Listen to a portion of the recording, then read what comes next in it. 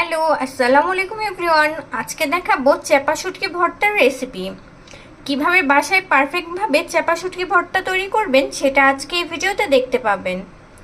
আমি এখানে একটা বড় সাইজের রসুন নিয়েছি। এখানে নিয়েছি 3 থেকে 4টা পেঁয়াজ এবং পেঁয়াজগুলো আমি 4 টুকরো করে কেটে নিয়েছি।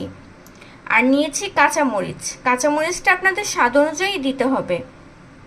আর নিয়েছি চেপা। এখানে আমি 6 থেকে 7টা চেপা নিয়েছি। আমি চেপা শুটকিগুলো ভালো করে ধুয়ে পরিষ্কার করে নিয়েছি। একটি কড়াইতে এখন দিয়ে দিব 1 চা চামচ সয়াবিন তেল। এখন দিয়ে দিব পেঁয়াজ, রসুন এবং কাঁচামরিচ। এখন একটু নেড়ে নিব। চুলার তাপটা কিন্তু মিডিয়াম টু লোতে থাকবে। খুব বেশি চুলার তাপটা কিন্তু বাড়ানো যাবে না, তাহলে পেঁয়াজ, রসুন এবং কাঁচামরিচগুলো পুড়ে যাবে।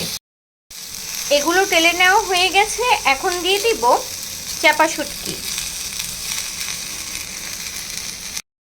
এখন সবগুলো একসাথে হালকা করে টেলে নিব।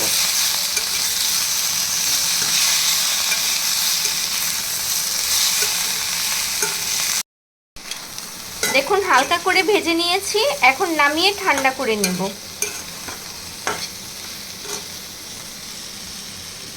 চেপা শুটকি শিলপাটায় বেটে ভর্তা করে নিব। মিশ্রণটি ঠান্ডা হয়ে গেছে। এখন এর মধ্যে দিয়ে দিব পরিমাণ মতো লবণ।